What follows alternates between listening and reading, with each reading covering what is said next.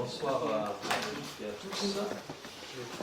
J'ouvre la séance, donc il est 19h. Je passe à l'appel. Pierre présent, Gérald Valves présent.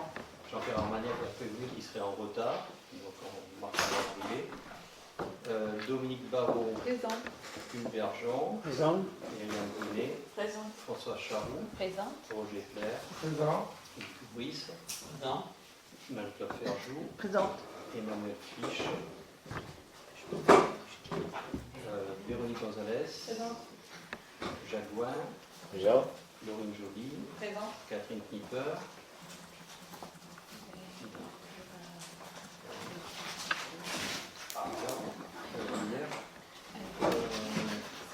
Sabrina Lacorne, Présente. Nathalie Lacroix-Broussard, Présent. Gilles Banou, présent, Stéphane Leclerc, Présent. Lucas Moreau a donné procuration à Jean-Pierre Armagnac, Jean-Éric Morès, Présent. Nicolas Poineau, Présent. Johanna Salmon, Présente.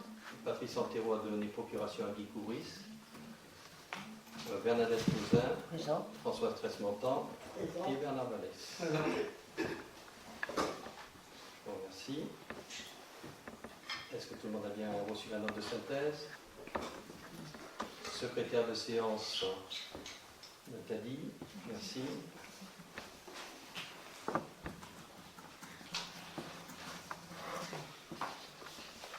On va passer à la votation du PV de la séance du 18 février. Est-ce qu'il y a des remarques? Oui, je voulais juste remercier le ou les rédacteurs qui ont bien retranscrit dans les grandes lignes, en tout cas, mes interventions. Bien, je peux le passer au vote. Est-ce qu'il y a des votes contre? Est-ce qu'il y a des abstentions? Non, je vous remercie. Nous avons deux décisions, la 5 et la 6, c'est pour la location de logement communal à la mission locale. Et le deuxième, c'est l'avenant du marché d'impression de la commune, avec la compte. Première délibération, François, s'il te plaît, pour les décisions budgétaires, si tu veux bien la présenter. Pardon?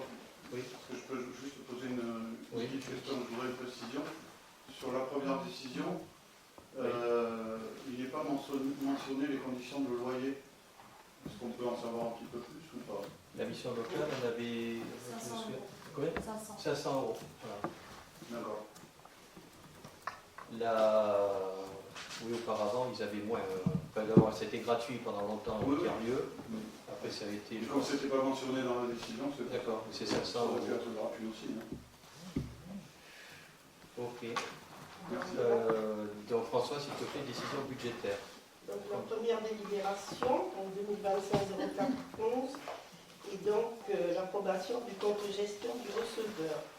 Donc vous avez tous eu son document, vous avez pu constater que correspondait au même compte et au même chiffre que celui de la commune, donc on peut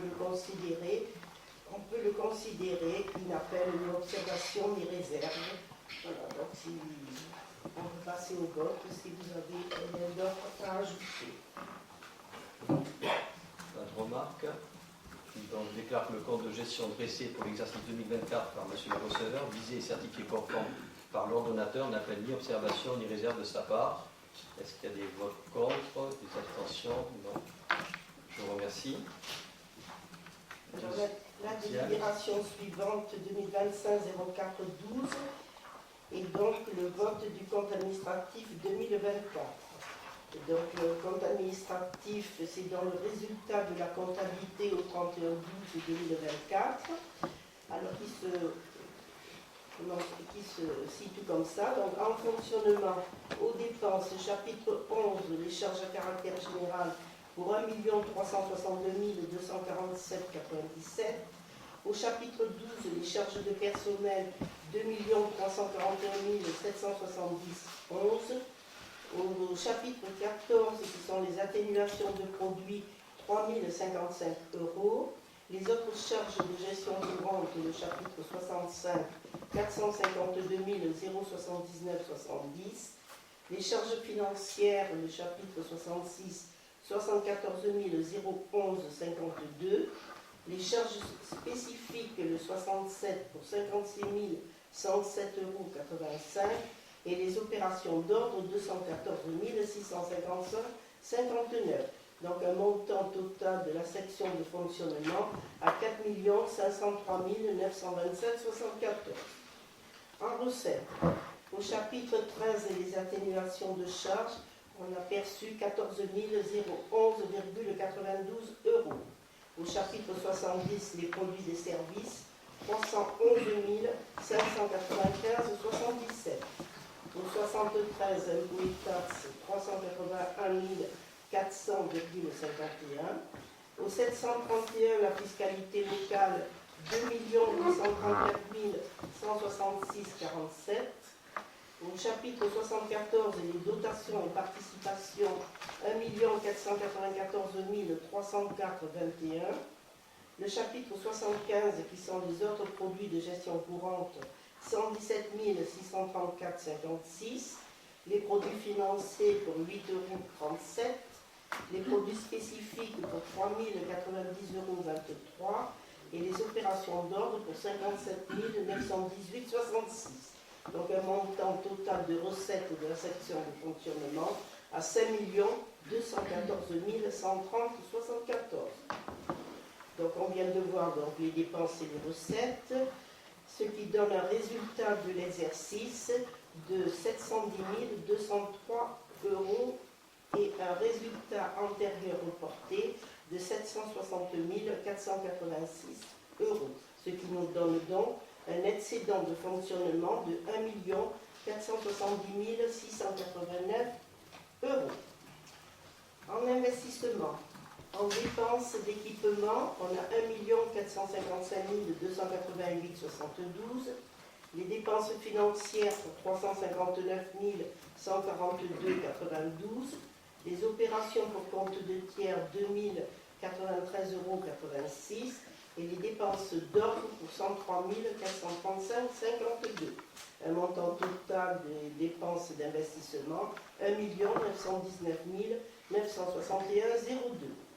Les recettes d'équipement se montent à 542 496,64 €. Les recettes financières à 1 905,49 €. Les opérations pour le compte de tiers, 2 093,86 € et les recettes d'ordre, 260 172,41 €. Un montant total de recettes d'investissement à 1 814 468,40 €. Donc les restes à réaliser au 31/12. En dépenses, il restait à réaliser 647 720,16 € qui seront reportés et en recettes 71 336,60 €. Le cumul, les dépenses de l'exercice 1 919 961,02 €, les recettes 1 814 468,40 €, ce qui donne un résultat négatif de l'exercice de moins 105 492,62 € et un résultat antérieur reporté à 971 729,76 € qui donne donc un excédent de 866 237,14 € pour cette section d'investissement. Les soldes de reste à réaliser négatifs de 576 383,56 €. Voilà comment se présente donc la comptabilité au 31/12/2024. Et on va pouvoir passer. On va demander. Non, est-ce que vous autorisez Madame Oui. Tresse-Pontant à présider pour le vote? Pas d'objection? Est-ce que vous pouvez le retirer? D'accord. Ok.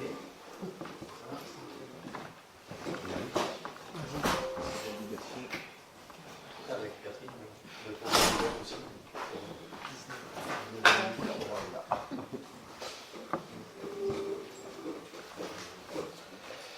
Donc on vient de voir tous les chiffres donc, du CA 2024.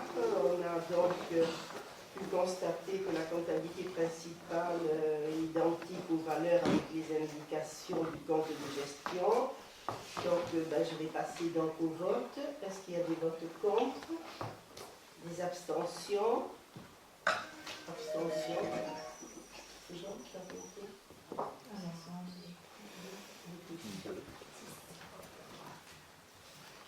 On vient de faire.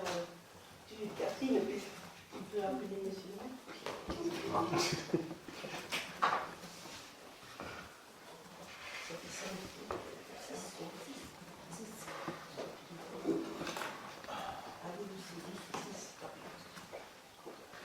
comptes administratifs 2024 a été adopté. Je vous remercie. Merci aux services et aux élus qui ont bien participé à ce travail.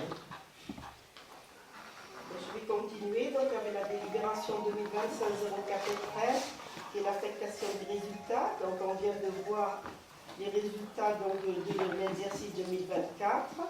Et donc je vous les rappelle, en section de fonctionnement, on a un résultat d'exercice de 710 203 000, le résultat antérieur 760 486, ce qui donne un résultat affecté de 1 470 689 €. En investissement pareil, on a vu que ça nous donnait donc un résultat cumulé de 866 237,14.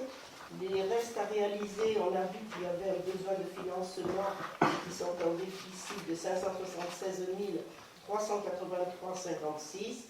Donc on propose d'affecter 540 000 €, qui était la somme prévue d'ailleurs, et ce qui donnera donc un excédent reporté de fonctionnement à 930 689, un excédent reporté en investissement de 866 237,14 plus les 540 000 € à l'article 1068.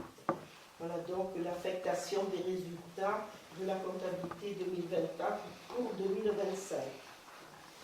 Je vais passer au vote s'il n'y a pas d'autres des questions.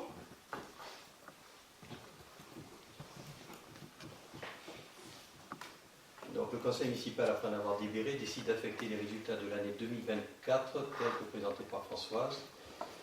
Est-ce qu'il y a des votes contre? Est-ce qu'il y a des abstentions? Abstention, l'opposition et la minorité. Je vous remercie. Donc on va passer au bilan annuel à délibération suivante, qui est la 2025-04-14. Donc le bilan annuel des autorisations de programme. Donc à ce sujet, je voudrais répondre à M. Armagnac, puisque je n'ai pas pu lui répondre la dernière fois, il était absent. Donc je profite de cette mise à jour de cette délibération pour dire que vous n'avez peut-être pas compris comment fonctionne la CAB, Convention d'aménagement de bourg, ni les APCP, autorisation de programme. Donc je vous rappelle que la CAB est une convention avec le département afin de programmer les subventions avec eux. Elle sert à être sûre de percevoir des subventions sur 4 ans et le montant des travaux annuels correspond aux investissements que nous réalisons chaque année. Donc, monsieur, je voudrais vous rassurer, il n'y aura pas d'endettement, rassurez-vous. Les APCP, autorisation de programme crédit de paiement, elle permet à la collectivité de répartir les crédits sur une période plus longue que l'exercice budgétaire. Elles permettent d'améliorer la transparence financière puisqu'il y a une mise à jour annuelle. C'est une technique qui exige beaucoup de rigueur. Le principe est de l'inscription au budget des seuls crédits de l'année au vu de l'avancement des travaux. Crédits dont les montants annuels correspondent aux investissements que nous réalisons chaque année. Donc, bien sûr, non, M. Armagnac, on n'endettera pas la commune. Je tenais à vous le dire. Voilà. Et si vous êtes élu, monsieur, je ne vous engage pas à poursuivre la CAB. Vous pourrez faire ce que vous voulez, puisque tous les ans, on peut remettre ce que l'on veut dans ces programmes. Par contre, effectivement, on peut, comme vous dites, on peut le refaire sur de la CAB, à part que vous êtes un conseil municipal de cabinet et d'avocat. Ça veut dire que vous faites pas d'un cabinet, et si on veut, on peut l'arrêter. Ça veut dire que pour moi, vous avez une drôle de notion de l'argent public, madame Tresse-Montant. On engage, mais on peut arrêter, c'est pas grave. C'est pas ça, c'est pas ça. Ouais. J'ai dit que vous avez peu arrêter le choix. Si vous ne voulez pas faire une école, mais autre chose, vous pourrez le faire. Nous sommes engagés. Dans la carte, vous pourrez éventuellement changer. Donc, je vais passer donc, au bilan annuel des autorisations de programme. Donc, c'est une mise à jour. Nous l'avons mise à jour donc, au 31 décembre et maintenant, donc c'est pour l'année 2025. Donc, pour la PCCP numéro 3, qui est la construction du hameau des familles, donc nous avons vu qu'il y a l'autorisation des programmes. Nous avons vu également que nous avions dépensé en 2024, on a réalisé 479 728,71 et que pour 2025, la prévision sera de 876 623,66. Voilà pour le hameau des familles. Pour la PCP numéro 4, la construction de conventions d'aménagement de bourg, l'autorisation de programme était à 2 460 000 €. Il se ventilait jusqu'en 2029. Pour 2027, donc il a été réalisé en 2024 53 446,68 et en 2025 il est prévu 195 000 €. Voilà donc la mise à jour des APCP pour 2025. S'il n'y a pas d'autres questions, on peut passer à l'approbation. Je voudrais ajouter, par rapport à ce que Jean-Pierre Armanet vient de dire, c'est nous, quand on a été élus, il avait fallu reprendre un crédit très très rapidement pour exécuter les travaux de chemin de Villeneuve qui avaient été engagés très tardivement. Voilà, donc c'était peut-être pas le choix de la nouvelle municipalité, mais on l'a engagé parce que il a fallu prendre un prêt, je crois que c'était à hauteur de 600 000 €, il me semble. C'était pas mal. À ce moment-là. Mais voilà, donc je pense qu'on donne une meilleure situation que ce qu'on avait trouvé. C'était juste pour préciser cela. Après en avoir libéré, donc décide d'approuver l'ensemble des modifications d'autorisation du programme et des crédits de paiement tels que décrits ci-dessus, d'inscrire au budget primitif 2025 des crédits de paiement correspondants tels qu'ils figurent dans des tableaux ci-dessus, et de m'autoriser au bon représentant à liquider et mandater les dépenses à hauteur des crédits de paiement 2025. Est-ce qu'il y a des votes contre? Donc opposition et minorité. Est-ce qu'il y a des abstentions? Non. Je vous remercie. Ensuite, après les APCP, c'est la fiscalité. Donc sur le vote des taux d'imposition directe locale 2025.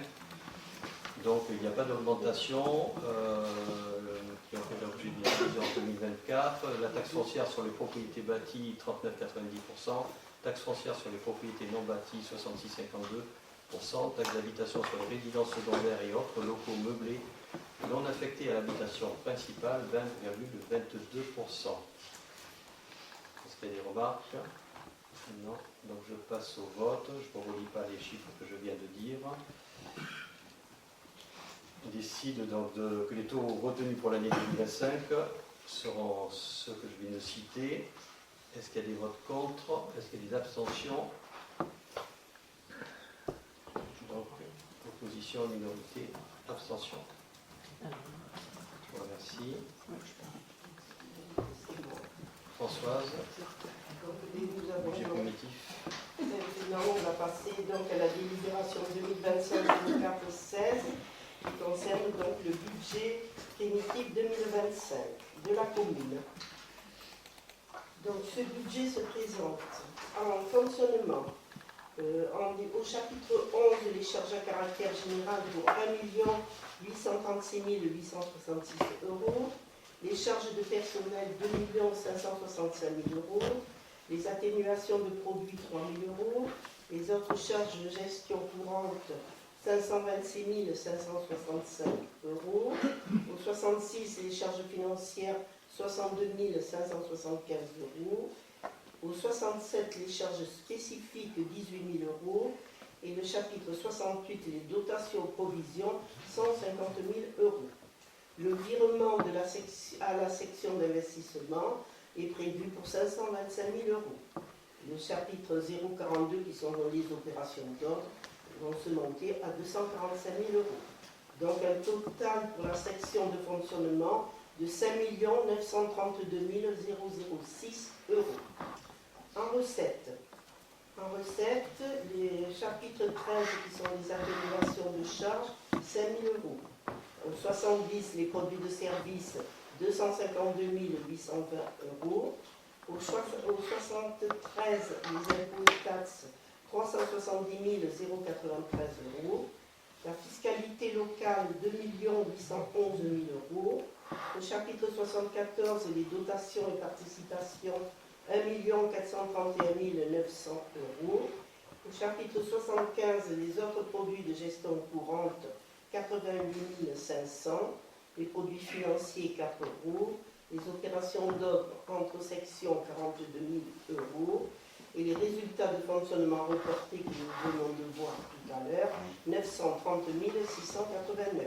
Ce qui donne donc un montant total en dépenses et en recettes à 5 932 006 euros. En investissement, un montant de dépenses prévu de 2 992 573 euros, donc avec des opérations d'équipement pour 1 829 741,84. Il se détaille en acquisition foncière pour 4 000 euros, les aménagements de bâtiments pour un total de 266 000 euros. C'est notamment les travaux à l'ancien collège et la bibliothèque et certaines mises en conformité.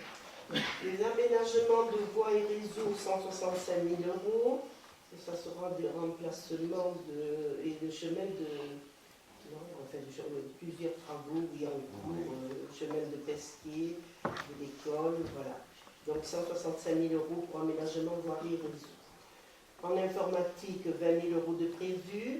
Matériel et équipements divers, 138 118, et notamment des véhicules pour les services techniques. La tyrolienne, qui est le projet du conseil municipal de Gênes. Voilà, donc un montant de 138 118. Après, nous avons donc la PCP numéro 3 et la création du hameau de famille de 876 623,66, on vient de le voir. Les subventions d'équipement à verser, 15 000 euros. La convention d'aménagement de Bourg, la PCP numéro 4, notamment le chemin de Bernoy et les panneaux d'éviation, pour 195 000 euros. L'école maternelle, la nouvelle, donc le projet d'aménagement, de reconstruction de l'école maternelle, un crédit 2025 pour 150 000 euros pour les études et les frais. Les restes à réaliser que nous venons de voir également pour 647 720,16. Voilà. Après, vous avez donc toutes les opérations d'ordre, le remboursement du capital des emprunts pour 351 111 euros, 2 000 euros de dépôt garantie, 20 000 euros pour les opérations sous mandat, les opérations patrimoniales et les travaux en régie, 130 000 euros et 12 000 euros d'opérations d'ordre. Donc un montant total de la section d'investissement donc de 2 992 573 euros qui vont se répartir en recettes avec des dotations de fonds divers et réserves pour 679 999,26, les subventions d'investissement 483 000 euros, emprunt et dette 2 000 euros, les opérations pour le compte de tiers 20 000 euros, le virement à la section de fonctionnement 525 000 euros, les opérations d'ordre entre section 245 000 euros et les opérations patrimoniales 100 000 euros. Les restes à réaliser 71 336,60 et le résultat reporté 866 237,14, qui fait donc un montant total de 2 992 573 euros. Voilà comment se présente donc le budget prévisionnel de 2025. C'était des remarques? Oui. Moi, étant très sceptique sur une partie des recettes, en particulier les lignes de dotation et participation, d'une part, et d'autre part, n'étant pas convaincu du tout, pour les raisons que j'ai déjà exprimées, des choix qui sont faits dans les investissements à venir, je voterai contre. Bien, d'autres remarques? Donc, je passe au vote. Le conseil municipal, après en avoir délibéré, décide d'approuver le budget primitif 2025, lequel peut se résumer ainsi que cité par Françoise. et m'autoriser à procéder à des mouvements de crédit de chapitre à chapitre à l'exclusion des crédits relatifs aux dépenses de personnel, et ce dans la limite de 7,5% des dépenses réelles de chacune des sections. On passe au vote. Est-ce qu'il y a des votes contre? Pardon. Excusez-moi, je voudrais juste répondre. Ce sont des recettes sûres. Donc on connaît. On ne fait jamais de prévision de recettes. Voilà. Ce sont des recettes sûres. Merci pour cette précision. On passe au vote. Est-ce qu'il y a des votes contre? Un vote contre, Stéphane Leclerc. Est-ce qu'il y a des abstentions? L'opposition. Je vous remercie. Alors, délibération suivante. Géraldo, s'il te plaît. Oui.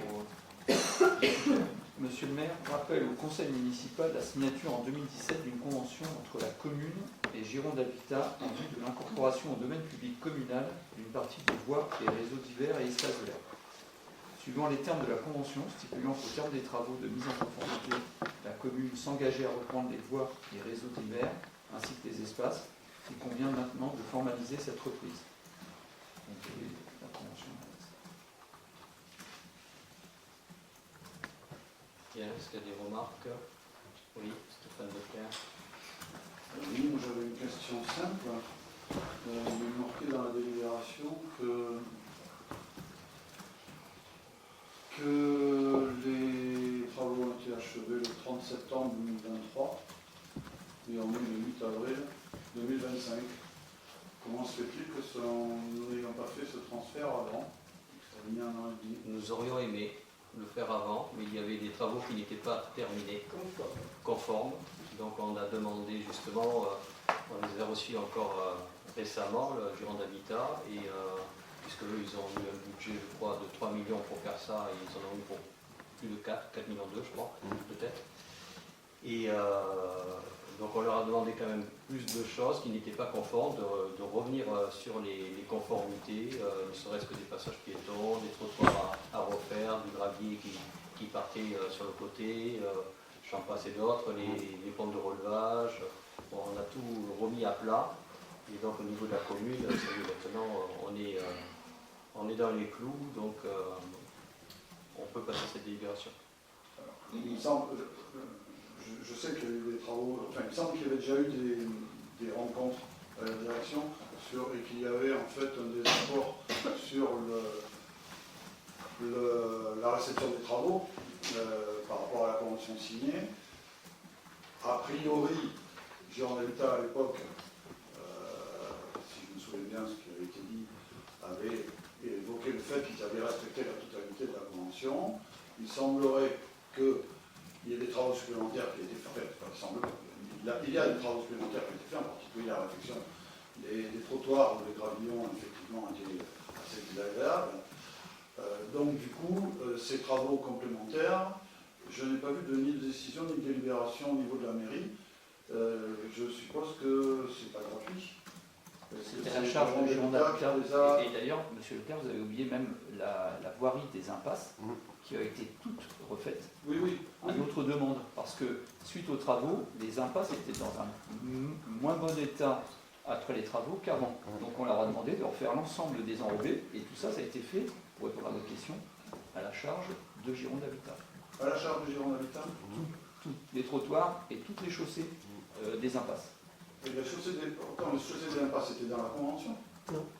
Non. Il y avait, on va dire, un flou. Et comme ils n'avaient fait que le revêtement de l'avenue principale, nous, on n'a pas pu réceptionner. C'est pour ça que vous posez la question. Ça fait 1 an et demi, effectivement, que c'était en suspens, mais les travaux des impasses, ça a été fait, si je ne dis pas de bêtises, été 23, un truc comme ça. Alors, deux remarques. Pourquoi ne pas avoir carrément fait une délibération en tenant compte de tout ça et mentionnant comme ça tout le monde est au courant? C'est plus simple. Et la deuxième chose, je suppose que Gironde Habitat, qui, si je me souviens bien, à une époque, était quand même un petit peu en conflit avec la mairie en refusant de payer des travaux supplémentaires qui n'étaient pas marqués dans la convention initiale. S'il y a une entente qui a été trouvée, je suppose qu'il y a une entente qui a été trouvée pour que Gironde Habitat paye la totalité des frais. Je vous dis un secret, ils n'étaient pas d'accord pour faire les impasses avec un enrobé neuf. Et pourtant, ils l'ont fait, ils l'ont financé. Et vous voyez, parce qu'à un moment donné, le levier, c'était quoi? C'était, sinon, on ne prend pas les VRD, c'est aussi simple que ça. Mais dans la mesure où ce n'était pas dans la convention initiale, ils pouvaient très bien le refuser. Donc je suppose qu'il y a une entente derrière derrière. négociation. C'est- Il y a une entente, on me dit pas qu'il y a une Il y a eu une bonne négociation. Il y a Il y a eu une un- négociation, voilà. Voilà, il y a eu une négociation. Quelle est la teneur de cette négociation, s'il vous plaît? Acceptation par Gironde d'Habitat de prendre la totalité des frais. C'est pas une négociation, ça c'est. Ah ben, ça, si, c'est pas une mais si, monsieur. Une négociation, c'est qu'il y a, ça va d'un côté et de l'autre. Donc Oui. je pense que la mairie a fait quelque chose. Mais au départ, ils ont dit non, et nous, on disait oui. Mais on a continué à dire oui, et ils ont fini par accepter notre oui. Si c'était le cas, on aurait été obligé de faire un avenant à cette convention, et à ma connaissance, on n'a pas voté d'avenant à la convention avec Gironde Habitat. Non, je sais bien, c'est pour ça Donc, que. il n'y en a pas eu, ils ont fait les travaux qu'on leur a demandé. C'est aussi simple que ça. Moi, de toute façon, ils sont pas là pour perdre de l'argent, donc à un moment donné, je suppose qu'ils Non, ils nous vont ont leur fait faire quelque remarquer. chose quelque part. Ils nous ont fait remarquer qu'ils avaient mis plus que prévu. Voilà. Mais bon, ça y est, on arrive au bout. La seule chose que l'on a renégocié, c'est pour ça qu'il y a eu une modification des parcelles. On leur a posé la question quant aux deux tours, aux deux bâtiments, pour qu'ils gardent aussi l'emprise. Mais Parce c'est que ça, dans un premier lieu, on Et risque du de parking. récupérer, donc on préfère que ça reste Gironde Habitat pour les deux tours et le parking, y compris un transfo, voilà, que ça reste leur propriété, cet ensemble, voilà, qu'on n'ait pas de... Donc en fait, pour Noël 2024, Gironde Habitat nous a fait un beau cadeau. Si vous voulez. Ouais. Mais ça a été de Ça coûte longues négociations. Oui, ça n'a pas été simple. Ça n'a pas été simple, non. Surtout, très honnêtement, je ne crois pas dans ce genre de négociation qui est de cadeau. Et surtout les résidents, enfin Libre à libre. certains habitants qui ont vraiment tardé à se raccorder également, parce que ça a été compliqué. Voilà. Est-ce que je peux poser une petite question annexe qui n'a rien à voir en fait avec cette délibération, enfin avec le fait que ça passe dans le domaine public, mais ça m'a fait penser à quelque chose. Il y a longtemps, 3 ans, on avait acquis une parcelle, la 235, qui va en longueur sur 5 mètres, depuis la route d'Avincent jusqu'aux Fougères. Qu'est-ce qu'il en est, puisque ça devait être juste aménagé pour que ça soit piétonnier et faire passer les résidents des Fougères en cheminement doux. Et on ne voit rien venir, y compris les collégiens qui continuent à faire tout le tour pour aller jusqu'au collège. Comment ça se fait? Il y a juste à mettre un coup de racloir, un bout de terre. Comment ça se fait que Qui donne sur quelle rue? ça n'a pas été fait? Qui longe Ça date de 2021. C'est ce qui est longe de fraîche. Me semble-t-il. C'est vrai. Au moment de l'ouverture, juste après l'ouverture de Flash. Alors, parce que si je peux répondre, en fin de compte, c'est un projet sur du long terme, comme tout ce qu'on établit aujourd'hui, les APCP, tout ça, c'est de la programmation, c'est de la préparation. Et donc, clairement, en fin de compte, le parcellaire que tu parles, il se raccorde directement au parcellaire de Fraîche, où là aussi, du coup, il y a une bande communale qui est le long du parking de Fraîche, qui vient atterrir sur la bande et la route d'Avincent. Pourquoi c'est pas fait? Simplement parce que justement dans l'optique de la convention d'aménagement de Bourg et des fiches actions qui ont été ciblées, votées au vu des finances publiques et des deniers publics, il y avait une projection avec donc une traversée pour les collégiens directement devant, si je puis me permettre, donc le semblant de restaurant portugais. Et qui se raccordait au chemin du Sablonnat. Sauf que les finances locales ne nous permettent pas aujourd'hui d'obtenir des finances suffisantes pour faire ce raccordement, donc je ne vois aucun intérêt pour faire un cheminement piéton pour que les collégiens arrivent sur la route d'Avincent et qui cheminent aujourd'hui sur la route d'Avincent qui n'est pas totalement sécuritaire. Voilà. Alors à l'époque, je rappelle que ça n'a pas du tout été évoqué, mais en fait, parce que ça, de toute façon, ça pouvait quand même désengager toutes les fougères pour aller ne serait-ce que jusqu'au commerce. Et il va y en avoir de plus en plus, puisqu'il va y en avoir un autre à côté de Blachère. Et en plus, ça me fait penser à un autre projet qui avait été évoqué, on avait parlé avec Jacques. Ça ne coûte rien, honnêtement, de mettre un coup de pelle, juste pour que ça soit, je ne demande pas de faire de béton, etc., que ça soit juste de la terre, ça ne coûte rien du tout, c'est pas une histoire d'argent. Il ne faut pas me dire ça, au même titre que ce qu'on avait évoqué avec Jacques pour rejoindre la rue La Fontaine à la place des cochons par une partie qui nous appartient pour la circulation et la mobilité, en particulier pour les handicapés. Et c'est pareil, le terrain nous appartient, honnêtement, il n'y a rien à faire là-dedans. Pour un coup de pelle, on met à plat, on met de la terre battue, et terminé, c'est fini, et ça coûte 3 cacahuètes, et on résout le problème. moi je suis très étonné que 3 ans après, ça ne soit pas fait. Je comprends. Alors qu'à côté de ça, on va faire des travaux sur la ligne d'Enguerrand, etc., où il y a des choix avec des engagements de sommes bien plus importantes. Là, c'est rien du tout, honnêtement. À la hauteur des finances de la commune, c'est ridicule. Donc c'est ridicule de ne pas l'avoir fait. Alors, les travaux que tu évoques sont des travaux soumis à des subventions du département. Donc, forcément, là, on peut s'engager financièrement puisqu'on a des aides et subventions. Les projets que tu présentes, eh bien, écoute, on t'engage à prendre une pelle et à faire ce que tu dis. Mais pour l'instant, ce n'est pas un projet qui, pour nous, a une importance capitale, puisque les autres projets sont d'une importance pour les mobilités Si, parce que là, tu parles d'aller au commerce, moi je parle des collégiens, pour aller au collège. Bah non, on ne va pas envoyer des collégiens. J'entends ce que tu dis, donc j'espère que les gens des fougères et les gens à mobilité difficile dans le centre-ville seront contents des paroles que tu viens de tenir. Alors, sache qu'un fauteuil roulant ne peut pas rouler sur la terre. Bah oui, il y a des normes. Je pense les connaître, les normes. Je suis désolé, Sabrina, ta voisine, ouais, je pense que tu elle a bien rigolé. Je vais te confirmer qu'un fauteuil roulant, mon fils en fauteuil roulant, il ne passera pas dans un chemin de terre. Voilà. Par contre, le petit chemin pour aller à rue de la Fontaine, il n'y a rien à faire. Hein. Il y en a déjà la moitié qui est bétonnée. Excuse-moi. Je pensais que ça pouvait résoudre une problématique dont tu as la charge. Il y a d'autres choses aussi. Suivant. Bon, donc, on en reparlera. Donc, après en avoir déliré décide de m'autoriser à acquérir les parcelles section AN numéro 130 d'une superficie de 98 mètres carrés, section AN numéro 147 d'une superficie de 594 mètres carrés, section AN 206 d'une superficie de 1865 mètres carrés, section AN numéro 211 d'une superficie de 9780 mètres carrés, la zone forestière sud, section AN 214 d'une superficie de 21 530 mètres carrés, ce qui est donc au total de 22 751, je vois pour le 214. Après déduction de 1221 mètres carrés, la surface à céder est de 21 530 mètres carrés.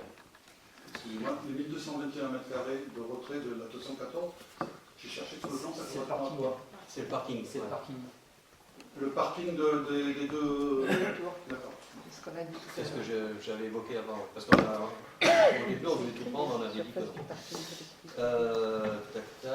La section AN numéro 207 d'une superficie de 1788 mètres carrés, la section AN 221 d'une superficie de 225 mètres carrés parcelle en longueur située à l'extrémité ouest de la résidence des Fougères, donc d'une superficie totale de 35 808 mètres carrés environ, moyennant la somme de 1 euro, que la parcelle AN numéro 37 d'une contenance de 92 mètres carrés sur laquelle est positionné le local ordures ménagères des bâtiments collectifs restera la propriété de Gironde Habitat, d'accepter la rétrocession des voies et réseaux divers dont la commune a la compétence ainsi que les espaces verts et d'incorporer dans le domaine public communal les voies et réseaux ainsi rétrocédés, puis de m'autoriser ou mon représentant à entamer toutes les démarches et signer tous les documents nécessaires à la réalisation de cette opération, notamment l'acte notarié à intervenir.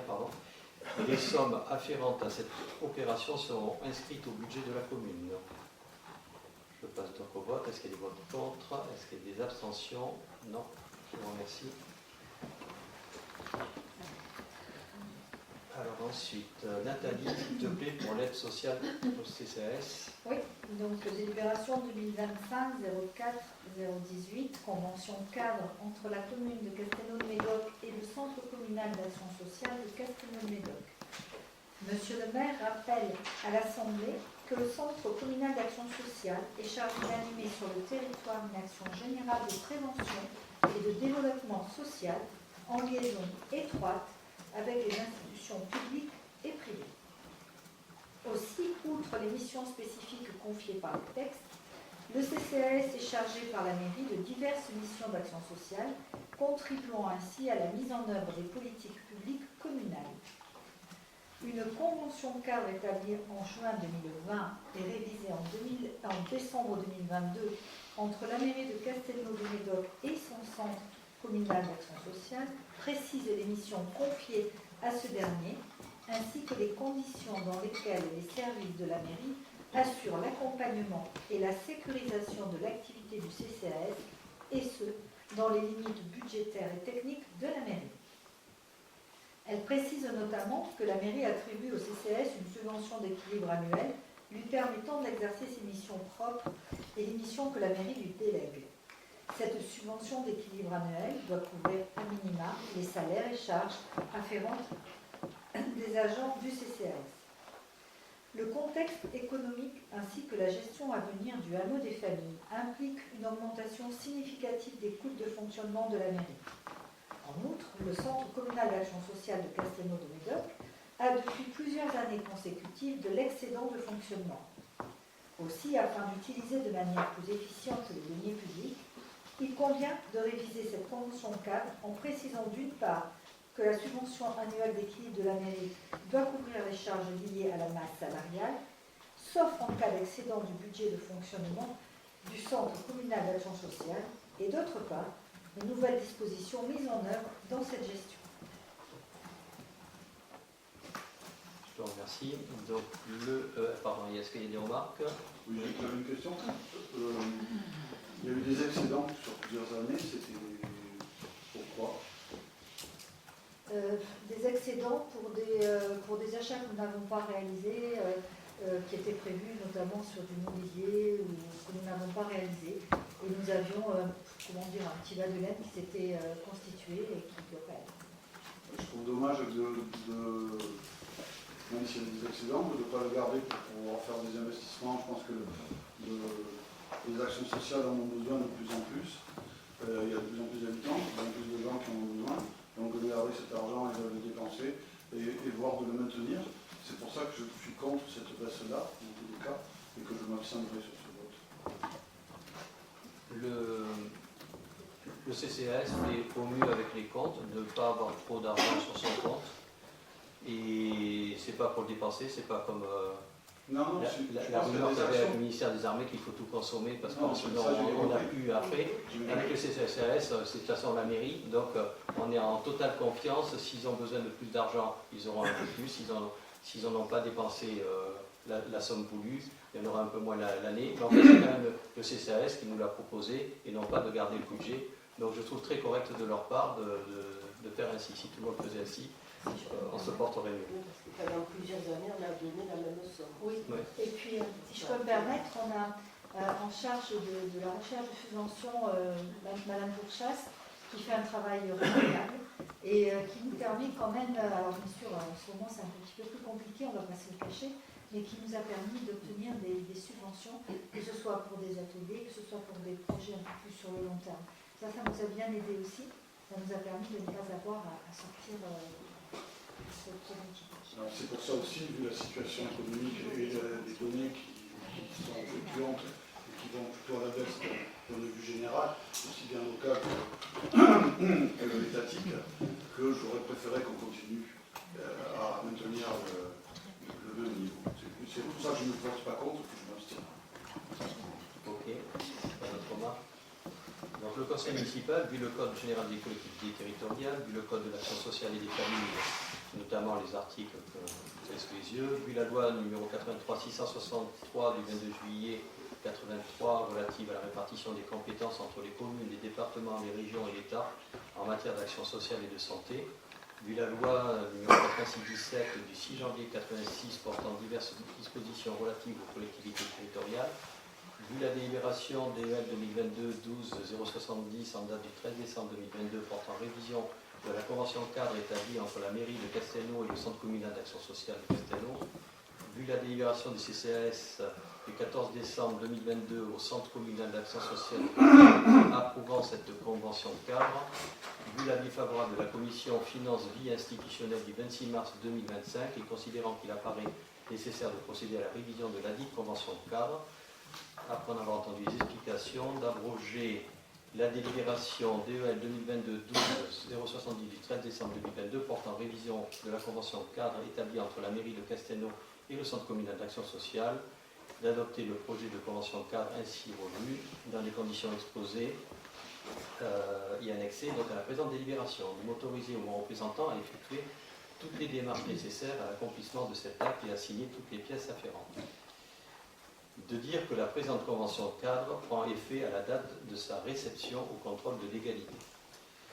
Je passe donc au vote. Est-ce qu'il y a des votes contre? Est-ce qu'il y a des abstentions? Une abstention, Stéphane Leclerc.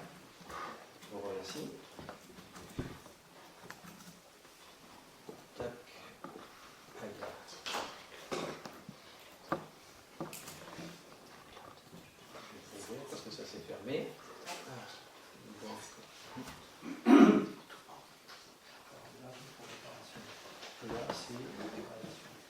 dégradation. Donc je remonte Nathalie. Voilà, ça c'est fait.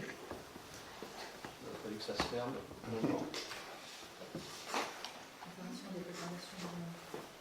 Alors, pour les dégradations, le document. Pour l'accord à l'amiable pour les réparations de dégradation du domaine public de la commune. Donc, j'informe l'Assemblée que la collectivité se trouve parfois confrontée à des dégradations causées au patrimoine public sur le fondement de la faute commise par autrui. Et donc, en fait, c'est plutôt que de passer systématiquement par l'assurance, quand on arrive à négocier à l'amiable, c'est pour les réparations. Ça peut nous simplifier les procédures et éviter que les assurances, qui sont déjà assez chères, puissent être augmentées à cause des dégradations qui sont commises par les uns et les autres. Voilà, donc c'est un accord à l'amiable avec les personnes qui pourront payer les dégradations. Est-ce qu'il y a des remarques? Oui. Oui, oui. S'il vous plaît. Ah, pardon. Oui, quand la commune est condamnée à payer aux employés communaux des indemnités, ben, je ne vois pas comment il peut y avoir une négociation. Ça paraît difficile. Je pense que ça n'a rien à voir, c'est des dégradations de biens publics. Donc ça n'a rien à voir. Dégradation du domaine public. Donc on ne parle pas de ce que vous êtes en train de dire. La mairie ayant été condamnée pour des faits de harcèlement, c'est difficile de se dire que derrière, elle a trouvé des accords amiables avec les gens. C'est un peu... Ouais, c'est votre point de vue. Ah non, c'est celui de la justice. C'est autre chose, ça. Ça n'a rien à voir. La libération n'a rien à voir avec ça. C'est autre chose, ça. Non, c'est pas... Non. Même si ce sont sur deux domaines différents, le fait est qu'il faut des accords amiables. Ça concerne Vous vous les trompez dégradations. sur le sujet, je ne vois pas. En gestion de conflit, on a vu mieux que du harcèlement. Non, mais l'affaire, si vous la connaissez à fond, voyez autre chose. Parce que les points de vue ne se partagent pas forcément. Est-ce qu'il y a une autre remarque? Moi, j'ai une remarque. Je suis totalement contre. Non pas pour les problèmes d'être invoqués, bien que je les entende. Je suis totalement contre parce que je pense qu'il y a des procédures, à partir du moment où il y a des dégradations, il y a des procédures à engager qui n'impliquent pas forcément d'ailleurs les assurances. Et en plus, ce qui me fait très peur, et je ne mets, soyons clairs, personne en cause ici, ni aujourd'hui, ni hier, peut-être demain, mais c'est la porte ouverte à des arrangements, à des favoritismes, à des pressions. Ça peut être aussi la porte ouverte à des pressions d'administrés qui ont dégradé et qui peuvent faire des menaces pour essayer de faire baisser le dû qu'ils auraient. Donc, dans ce cas-là, moi, je laisse faire les forces de police et la justice et les procédures judiciaires. Et donc, je voterai totalement contre, mais je suis en désaccord total, absolu. Bien. Je peux donner un exemple. Une année, nous avons eu une dégradation de vestiaires. Les jeunes ont répondu comme quoi c'était eux. Les parents ont payé. Ça s'est passé à l'amiable. Ça s'est très très bien passé. Si on ne trouve pas justement d'issue, évidemment, c'est l'assurance qui prendra le relais. C'est pour essayer des dépôts de plainte. Très bien. Donc, après en avoir délibéré, décide d'accepter de procéder à des accords amiables avec les auteurs clairement identifiés de dégradation de son domaine public. Et ces accords seront formalisés par la signature d'une convention entre la commune et les dits auteurs des dégradations, d'accepter les termes et engagements fixés par la dite convention, de me charger de la bonne exécution des engagements de chacun, de m'autoriser ou mon représentant à signer tout document relatif à la présente délibération. Je passe au vote. Est-ce qu'il y a des votes contre? Oui. Toute opposition, la minorité. Les abstentions? Non. Merci. Ensuite, Nicolas, s'il te plaît, pour Oui. la revitalisation du centre-bourg. Oui, délibération 2025-04-020 qui concerne l'aménagement du territoire et notamment la revitalisation du centre-bourg, qui concerne donc l'avenant à la convention passée entre la commune de Castelnau-le-Médoc et l'établissement public foncier de Nouvelle-Aquitaine EPF. Donc, Monsieur le maire rappelle au conseil municipal la signature de la convention entre la commune avec l'établissement public foncier de Nouvelle-Aquitaine pour l'aménagement de l'îlot Saint-Antoine dans son programme de revitalisation urbaine. L'EPF a présenté à la commune un avenant visant à mettre en conformité la convention avec les dispositions du programme pluriannuel d'intervention 2023-2027 et de proroger la durée de validité de la convention dite afin de clôturer la maîtrise totale de l'îlot au travers de la procédure de déclaration d'utilité publique engagée et toujours en cours. Monsieur le maire propose donc de signer le dit avenant. Des remarques? Non. Un peu de lumière. Après en avoir délibéré, décide d'acter le programme pluriannuel d'intervention donc de l'EPF de Nouvelle-Aquitaine 2023-2027 présenté dans l'avenant précité et le en annexe, que la convention opérationnelle numéro 33 19009 d'action foncière pour la revitalisation du centre-bourg est prolongée jusqu'au 20 avril 2028 et de m'autoriser ou mon représentant à signer l'avenant numéro 1 à la convention passée entre la commune de Castelnau et l'établissement public foncier de Nouvelle-Aquitaine formalisant l'ensemble de ces modifications.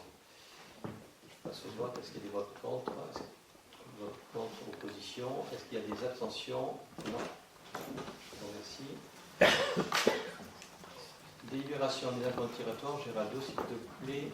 Oui, il s'agit d'un avenant à la promesse de bail amphithéotique signée le 25 janvier 2021 avec la société Urba Solar.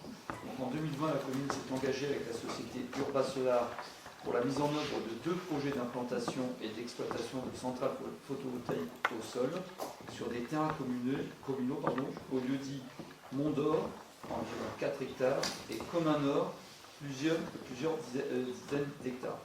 Cet engagement s'est matérialisé par la signature de 2 promesses de baux amphithéotiques.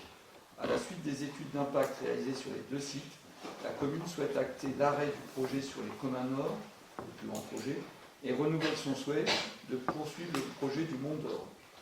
Pour rappel, 6,2 hectares impactés au total, 12,4 hectares de surface compensatoire sont prévus. En raison des délais d'instruction allongés, des autorisations d'urbanisme et environnementales ainsi que des demandes de la part des services de l'État, la commune doit apporter des modifications sur le projet du Mont d'Or, avec notamment la prorogation de la durée de la promesse de bail, la mise en place de mesures de compensation, ainsi que la création de servitudes d'accès au site sur la parcelle C352. Monsieur le maire vous propose de signer le dit avenant. Je sais pas bien qu'on sera contre, forcément, parce que artificialiser les sols jusqu'en 2066, ça me paraît un peu bizarre. Et j'ai toujours cette parcelle C652 qui sert de la service de mesures compensatoires environnementales. Or, c'est une parcelle qui est déjà boisée, avec des peines dessus. Je ne vois pas les compensations là.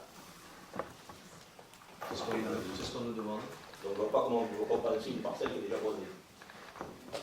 Peut-être par d'autres espèces. En tout cas, ce sont les demandes des services de l'État et le porteur de projet doit s'y conformer. Oui, mais il peut y avoir de compensation que sur des parcelles qui ne sont pas boisées. Parce que la compensation, on s'engage à planter, etc. Donc là, il y a une aberration. Hein. C'est la réglementation qui peut être aberrante. Ah non, non. La réglementation, le projet est pas comme ça et ça a été demandé par les services de l'État. Soit les services de l'État font des demandes aberrantes, c'est possible. Hein. Oui. Oui, alors avant de faire quelques remarques complémentaires, moi je voudrais, s'il vous plaît, monsieur le maire, séparer, couper en 2 cette délibération en faisant une 0422 par rapport à ce qui a été ajouté dans le dernier rectificatif. En l'occurrence, l'abandon du projet des Communs Nord. C'est une ligne qui a été rajoutée, qui n'était pas dans la première version. Alors pourquoi je demande la séparation? C'est pas pour le débat dure pendant 4 jours, c'est simplement que pour moi, il y a, même si ce sont les mêmes légumes, on va dire qu'on ne mélange pas les carottes et les patates. C'est-à-dire que d'un côté, il y a l'abandon d'un projet, où on peut voter pour ou contre, et de l'autre côté, il y a le projet Mont-d'Or, où on peut voter pour ou contre, et pas forcément le même vote pour chaque. Donc je vous demande, si c'est possible, si vous l'acceptez, dès ce soir, de séparer cette délibération en deux. La 021 maintenue sur le projet Mont-d'Or, sur lequel je vais revenir avec quelques remarques, et une 022 qui constate l'arrêt du projet des communs noirs. Alors on ne vote pas contre l'autre dossier, on prend juste acte. Donc, oui, mais là, le problème c'est qu'on demande de voter. non, on abroge sur les communs nord, mais vous prenez acte sur le... Oui, mais la délibération, si on demande le vote, et le vote il est global. Or, le commun nord, pour exemple, je vais prendre le mien, l'abandon du commun nord, je suis pour, la continuation du projet sur le Mont-d'Or, je suis contre. Donc, ça me pose problème de pouvoir, comment je fais pour voter cette délibération. Pourquoi ne pas la sortir s'il n'y a pas de délibération sur le commun, à ce moment-là, faisons une lecture avec constat. De toute façon, il y a abandon de l'autre projet, donc vous prenez acte de l'abandon. Parce que là, vous me demandez de voter. Oui, on demande après vous votez ce que vous voulez, mais... Je ne peux pas voter ce que je veux, puisqu'il y a deux votes à l'intérieur de la... Vous abstenez. Ah mais non, je ne vais pas m'abstenir. Non, je ne vais pas m'abstenir. Bon, alors, a priori, vous ne voulez pas séparer en deux. On ne va pas changer la délibération ce soir en deux. Bon, je trouve ça bien dommage. Donc, moi, je les remarque. Je reviens sur la remarque qui a été faite juste avant sur effectivement la compensation. Je suis tout à fait d'accord. D'après moi, et d'après, a priori, les textes, il semblerait que les compensations se fassent sur des terrains qui ne sont pas déjà boisés. Or là, 12 hectares 4, sur les 12 hectares 4, je crois qu'il y en a déjà 4/5 qui sont boisés. À mon avis, ça ne passe pas. Et les exemples que nous avons autour de la commune, y compris Sainte-Hélène ou ailleurs, sont des endroits où les compensations ont été faites sur des terrains non boisés. Pas que. Et je pense aussi d'ailleurs à certaines compensations de la CDC avec des communes comme Sainte-Hélène.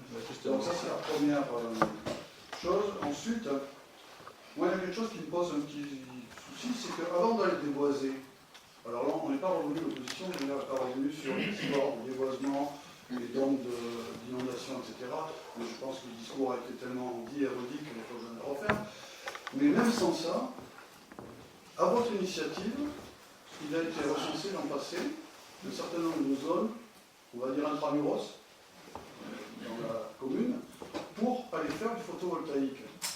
Est-ce qu'avant d'aller déboiser, on ne pourrait pas faire ce photovoltaïque sur les zones qui ont déjà été ciblées dans la commune, qui peut-être d'ailleurs, en les ajoutant toutes, quand on pense d'ailleurs en particulier à l'étendue de la plaine des sports, couvre largement les 4 ou 5 hectares, les 4 hectares de photovoltaïque bâtis et les 5 hectares détruits, puisqu'il y a 1 hectare autour de détruits pour les histoires d'évacuation, d'incendie, etc. Je pense qu'il y a l'équivalent sur la commune. Pourquoi aller faire ça au milieu des bois et qui installe un certain nombre d'inconvénients? Et donc, à mon avis, je vous dis, des gens comme Vive la Forêt, ça va être du pain béni pour eux. Hein. Là, faut pas.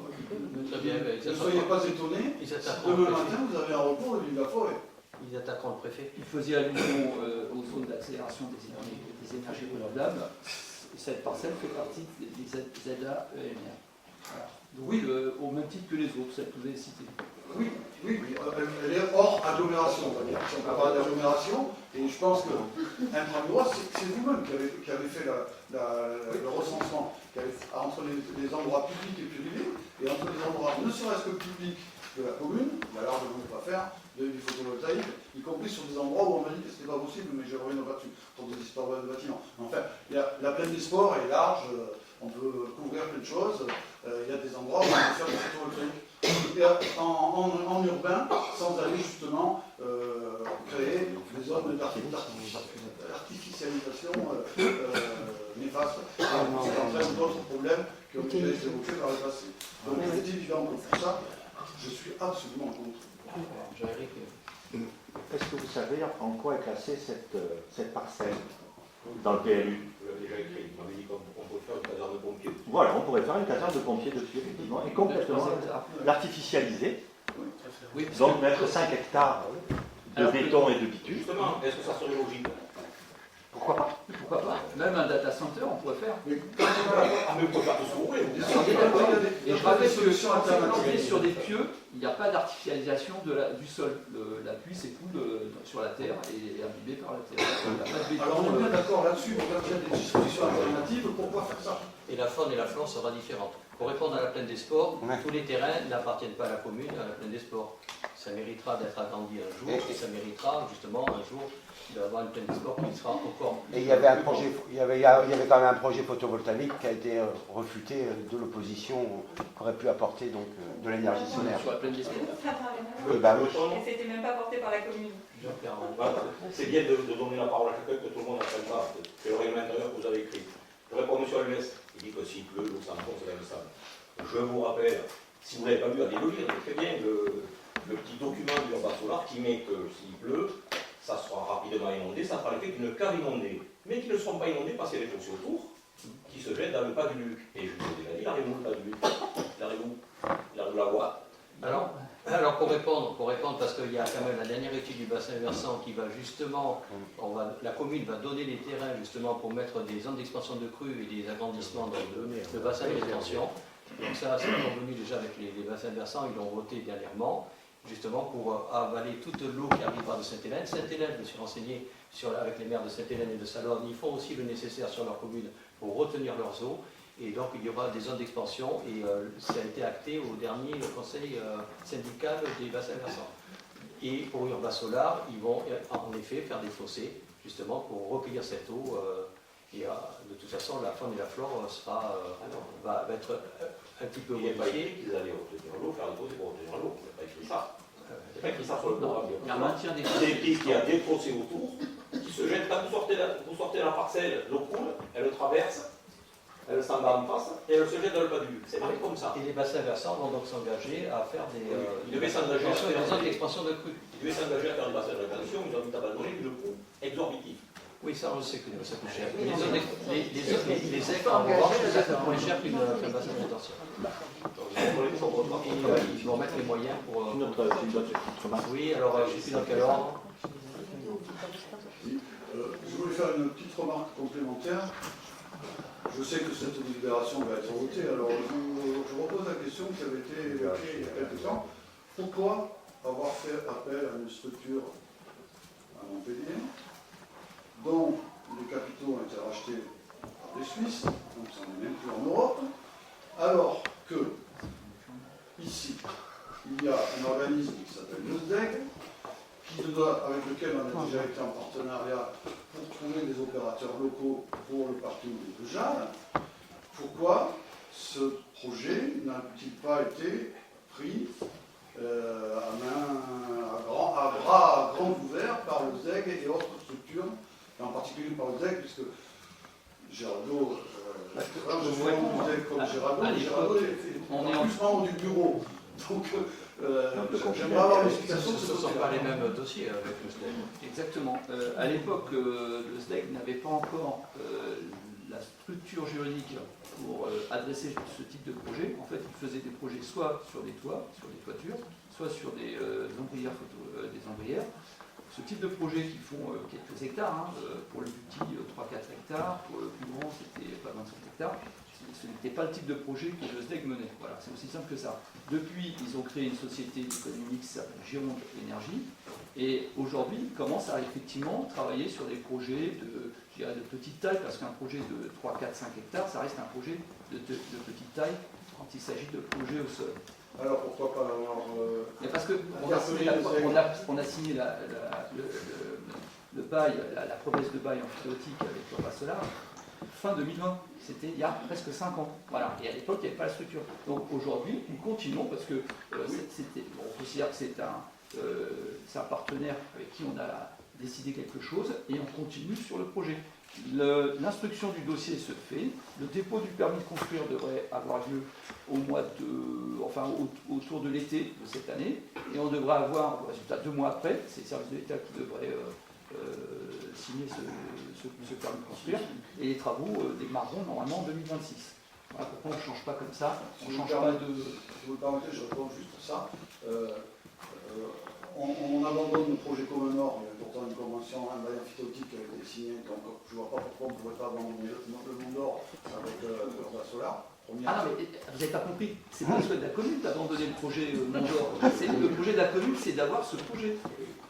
Voilà. J'ai pas dit abandonner le Mont d'Or, j'ai dit abandonner l'opérateur.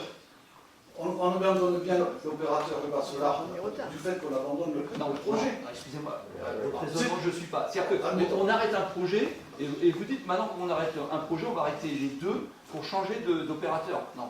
C'est pas comme ça. Oui, je pense que c'était faisable. Et ma dernière remarque, simplement, j'aimerais, et en particulier pour la retranscription de ce vote, que, bien entendu, moi je vais voter contre cette délibération, mais je voudrais absolument que soit mentionné dans le compte rendu que je suis pour l'arrêt du projet des Communs Nord. Que ça soit bien retranscrit. Oui, ça on a compris. Que ça soit bien retranscrit, bien écrit. Merci. Jusqu'à maintenant, on n'a jamais fait d'erreur. J'ai une dernière petite question. Là. Tous les ans, il y a des privés qui défrichent des dizaines d'hectares sur les parties hautes de la commune. Qu'en est-il au niveau des échanges gazeux et des risques d'inondation quand, par exemple, il y a eu 30 hectares juste en face de l'autre côté qui ont été défrichés? Je réponds? Parce que la naïveté dans ce conseil municipal, je le vois. Ben oui, je suis naïf, je vous pose la question. Je m'attendais à cette question, monsieur Moret, parce que je suis votre page, où d'ailleurs vous tenez des propos haineux, un peu, on va dire. Portez plainte, on verra. Oui, mais enfin, vous les avez supprimés, mais je les ai vus.